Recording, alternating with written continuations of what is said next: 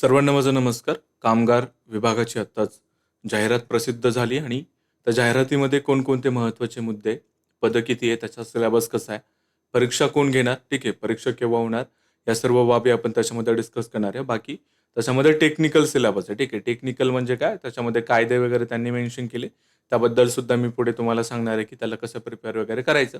तर निरीक्षक पद आहे त्याच्यामध्ये, ज्याला की आपण कामगार निरीक्षक असं म्हणतो. एस-13चा पे स्केल आणि 62 सीट्स त्याच्यामध्ये आहे. तर बऱ्यापैकी जागा मी तुम्हाला सांगेल, की याच्यामध्ये आहे.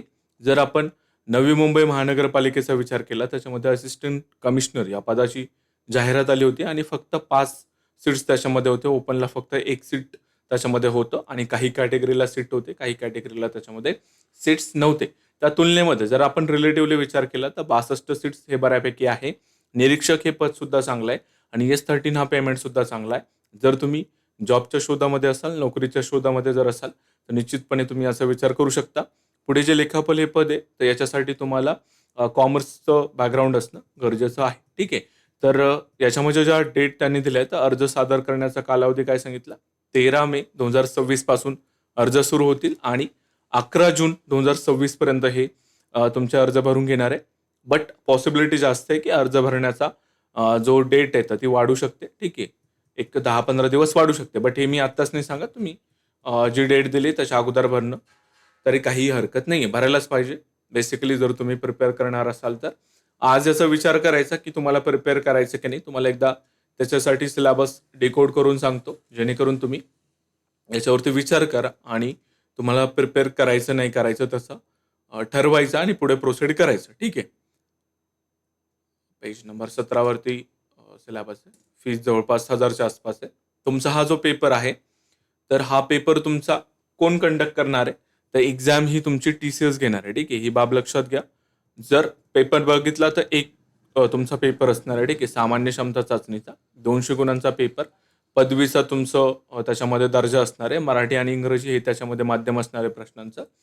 तुम्हाला कालावधी 2 तासांचा दिलाय आणि प्रश्नपत्रिकेचं स्वरूप जर बघितलं तर वस्तुनिष्ठ म्हणजे तुमचे मल्टिपल चॉईस क्वेश्चन या टाईपचे तुम्हाला त्याच्यामध्ये प्रश्न असणार आहे. आता सिलेबस त्यांनी काय मेन्शन केला? मराठी भाषेचे तुम्हाला 30 गुणांवरती प्रश्न येणार आहे. म्हणजे वरती जर आपण 100 प्रश्न संख्या आणि एकूण गुण जर बघितलं तर 200 आहे. तर त्या अनुषंगाने 15 प्रश्न हे तुमचे मराठीचे. इंग्रजी भाषेचे परत 15 प्रश्न. बुद्धिमापन चाचणी म्हणजेच रिझनिंगचे. ठीक आहे. इथं क्लिअर कटली त्यांनी अंकगणित तुम्हाला मेन्शन केलंय का नाही? याचा अर्थ काय होतो? तुम्हाला त्यांनी रिझनिंग मेन्शन करून दिला. तर भरपूर जणांचा डाऊट येतो, की मग ते अंकगणित म्हणजे मॅथमॅटिक्स विचारतील का? तर टी-सी-एस किंवा जो पण डिपार्टमेंट असतो तो खूप क्लिअर असतो त्याच्या सिलेबसमध्ये. तर त्यांनी बुद्धिमापन चाचणी दिली ना, तर रिझनिंग प्रिपेअर करायचं. 15 क्वेश्चन त्या रिझनिंगचे येतील. बाकी तुमचं जे जी-एस आहे, इतिहास, भूगोल, भारतीय अर्थव्यवस्था, त्याच्यानंतर चालू घडामोडी, राज्यशास्त्र, सामान्य विज्ञान आणि खाली त्यांनी जी-एसमध्ये अंकगणित दिलं. ठीक आहे. याचा अर्थ काय? तुम्हाला मॅथमॅटिक्स सुद्धा प्रिपेअर करणं गरजेचं आहे. त्याचे 15 प्रश्न येणार आहे आणि बाकीचे तुमचे त्यांनी कायदे दिले. विविध कामगार कायदे, महाराष्ट्र खाजगी सुरक्षा रक्षक, नोकरीचे नियमन व कल्याण अधिनियम 1981, महाराष्ट्र माथाडी, हमाल व इतर श्रमजीवी कामगार, नोकरीचे नियमन व कल्याण अधिनियम 1969. म्हणजे काय? त्यांनी क्लिअरली म्हणजे एक 40 प्रश्न तुमचे या टेक्निकलवरती येणार आहे. ठीक आहे. असा 100 प्रश्नांचा तुमचा तो क्वेश्चन पेपर असेल. त्याच्यामध्ये की 80 गुण हे तुमचे कशावरती असणार आहे? तर कायद्यांवरती तुमचे 80 प्रश्न असणार आहे. आता या सिलेबसमध्ये त्यांनी काय केलं ना, थोडासा मला असं वाटतं की हे क्लिअर करून द्यायला पाहिजे होतं. विविध कामगार कायदे म्हणजे नेमकं काय ना? याच्या अगोदर म्हणजे तुमचं कोडिफिकेशन ऑफ लॉज झालं. त्याच्यामध्ये 29 कामगार कायद्यांचं त्यांनी 4 कामगार कायद्यामध्ये कोडिफिकेशन केलंय. ठीक आहे. हे झालं आपण केंद्राचा विचार केला. बाकी महाराष्ट्र राज्याचे सुद्धा खूप सारे कायदे आहेत. मग विद्यार्थ्यांनी नेमकं प्रिपेअर काय करायचं? जेव्हा डिपार्टमेंट जो आहे इथं कामगार विभाग असू द्या किंवा मग टी-सी-एसचा जर आपण विचार केला, तर त्यांनी ही गोष्ट लक्षात घेतली पाहिजे, की या अशा जर तुम्ही वेग गोष्टी जर लिहिल्या, तर तिथं विद्यार्थी हे कैचीत पकडले जातात. ठीक आहे. विद्यार्थी आणि शिक्षक हे दोन्ही वर्ग त्याच्यामध्ये अडचणीत येत असतात.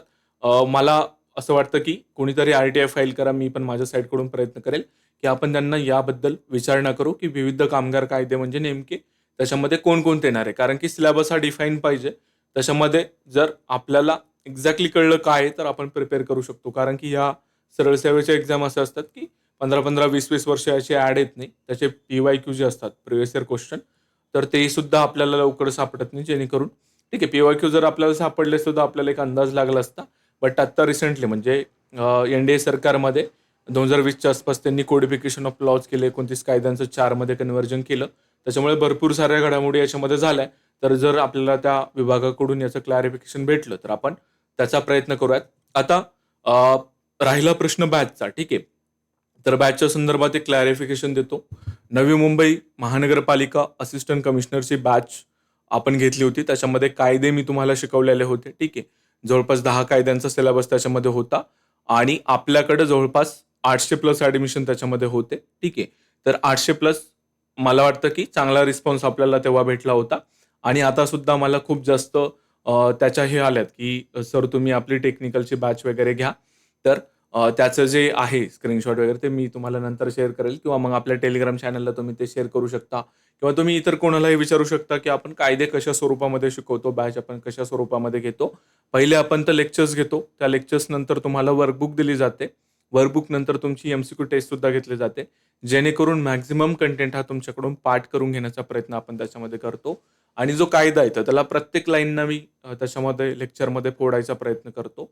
एक्झामिनर कसे ट्रॅप त्याच्यामध्ये बनवू शकतो. ह्या सर्व गोष्टी आपण त्याच्यामध्ये डिस्कस करतो. बेसिकली मला सांगायचं आहे, की तुम्ही बॅच लावण्यासाठी घाई-गडबड करू नका.